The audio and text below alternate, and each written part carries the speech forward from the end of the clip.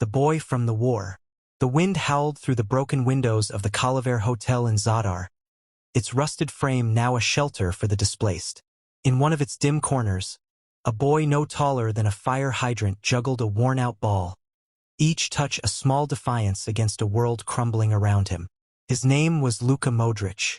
Born in 1985 in the remote hills of northern Dalmatia, Luka entered the world quietly, and far too soon into a storm. By the time he was 6, the Croatian War of Independence had reached his doorstep. Armed men arrived at his village. His grandfather, the man who once walked him through olive groves and taught him the meaning of patience, was executed near the family home. The boy never forgot the silence that followed.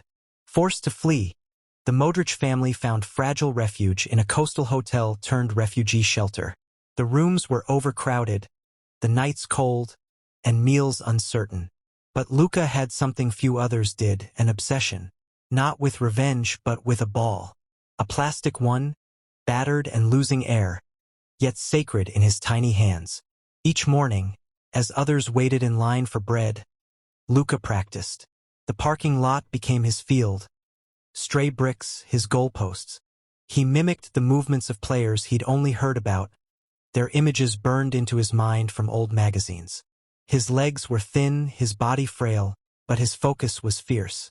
The ball became an extension of his thoughts, the only thing he could control. People in the hotel noticed.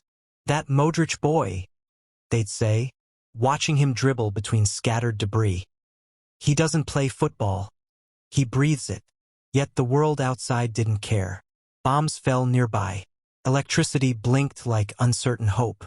Luka's childhood was carved from rubble and ration cards. Friends moved away. Some didn't return.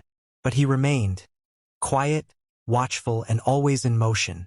His father, a former soldier now working as a technician, saw the flame in Luka's eyes. Despite financial hardship, he enrolled him in a local football school. The journey was long. Luka had to walk uphill for miles, often alone, sometimes in rain. But he never missed a session. He trained like someone trying to outrun ghosts. Even at that young age, the contrast was clear.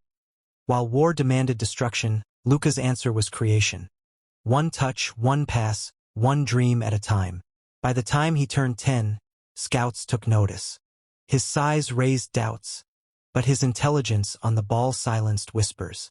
In a world obsessed with strength, here was a boy who survived with skill. He wasn't destined for a normal path. Nothing in his life had been normal, and though no one could see it yet, not the coaches, not the refugees, not even Luka himself, something extraordinary had already begun. Undersized, overlooked. By the time Luka Modrić entered his teenage years, the war was over, but the struggle was not. Peace had returned to Croatia, yet Luka's battle was just beginning. Not against bullets or borders, but perception. At 14, Luka was accepted into the youth academy of Dinamo Zagreb, Croatia's most prestigious football institution. On paper, it was a dream come true. In reality, it was another test, one far more subtle but just as brutal. His small frame, narrow shoulders, and quiet demeanor made him easy to dismiss. Coaches murmured doubts. Teammates joked that the wind might blow him away. The ball, however, told a different story. Even among stronger, faster boys, Luka's vision stood apart. He saw patterns before they unfolded, slipped passes into invisible spaces, and controlled the game like a puppeteer pulling strings no one else could see. Yet for all his brilliance, doubts lingered. He was too fragile, too polite, too soft for the modern game. So Dinamo made a decision. They sent him on loan, not to a friendly league or a nurturing club, but to Zrinjski Mostar, a Bosnian side where football resembled street combat. The tackles were heavy, the pitches unforgiving, and survival depended on both grit and guile. At 18, Luka stepped into that furnace. It was here, among the bruises and broken ground, that Luka Modrić hardened. He never complained. When tackled, he got up. When ignored, he worked harder. The same boy who had once dodged falling bombs now danced through crunching tackles and roared stadiums. Week after week, he stitched together performances so composed, so precise, that even the harshest skeptics began to pay attention. One cold night, after a grueling match, a rival coach pulled him aside. "You're not made of glass," he said. "You're made of iron and silk." Luka's loan spell continued, this time to Interzaprisik, where he led a struggling team to an unexpected second-place finish. His name spread quietly across Croatian football. Coaches who once doubted began whispering his potential. Fans took note, and Dinamo Zagreb, finally recognizing what they had nearly let slip away, called him back. He returned not as a boy, but as a midfielder reborn. Sharper, tougher, and quietly burning with purpose. Still, Luka said little. He preferred to speak with his feet. But inside, he carried a truth forged in silence. Rejection doesn't end dreams. It shapes them. And while others chased fame and applause, Luka Modrić chased precision. Every pass, every touch, every run. Rehearsed like poetry, delivered like prayer. He had survived war. He had survived doubt. And now, finally, he stood ready for something greater. Because for Luka, the question was never if he belonged. The making of a maestro. When Luka Modrić signed for Tottenham Hotspur in 2008, the headlines were skeptical. Too lightweight for England. One British tabloid scoffed. Another wrote, he won't survive the Premier League storm. The narrative had followed him across borders. Too small, too soft, too quiet. But Luka didn't come to England to argue. He came to adapt. The first season was rough. The pace was relentless, the tackles thunderous, and Luka was quickly marked as a liability. Pundits called him a misfit. Fans questioned the price tag. Even the manager debated whether to bench him for good. But inside the storm, Luka observed. He learned how to move between the chaos, how to absorb contact and escape pressure with minimal motion. He didn't fight the storm, he flowed through it. In his second season, something shifted. Modrić started controlling games, bending the tempo with each pass. He threaded balls between defenders with surgical precision. No longer a foreign gamble, he became the pulse of Tottenham's midfield. The chants in the stadium changed tone, from doubt to admiration. But Luka wasn't content. He had tasted progress, now he hungered for greatness. That calling came in 2012. Real Madrid, the most storied club in football. A dream on paper, but reality, harsh and immediate. He arrived in a dressing room filled with giants, Cristiano Ronaldo, Sergio Ramos, Mesut Ozil.